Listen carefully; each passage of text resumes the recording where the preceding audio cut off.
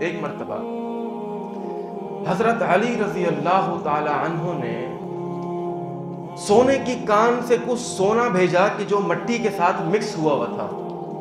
وہ نبی علیہ الصلوۃ والسلام کے پاس آیا.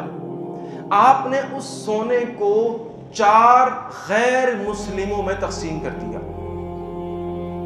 4 غیر مسلموں میں تقسیم کر دیا. اب قریش کو لوگوں نے دیکھا یہ کیا بھائی، یہ زکوٰۃ تو ہمیں ملنی تھی، یہ پیسہ ہم پر لگنا تھا، آپ نے غیر مسلموں کو دے دیا. تو نبی علیہ الصلوۃ والسلام نے ایک جملہ ارشاد فرمایا. آپ نے فرمایا انما فعلت ذلك لأتألفهم. بھائی یہ کام اس لیے کیا ہے تاکہ تالیف قلب ہو جائے.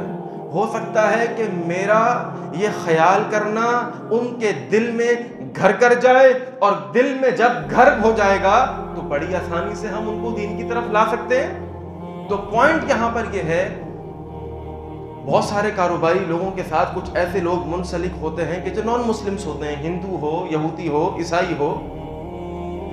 اب اگر وہ آپ کے ساتھ کام کر رہا ہے، وہ غریب ہے، وہ ضرورت مند بھی ہے، تو آپ تالیف قلب کے لیے اعلیٰ اخلاق کا مظاہرہ کرتے ہوئے زکوٰۃ میں سے کچھ حصہ اس کو دے دیں.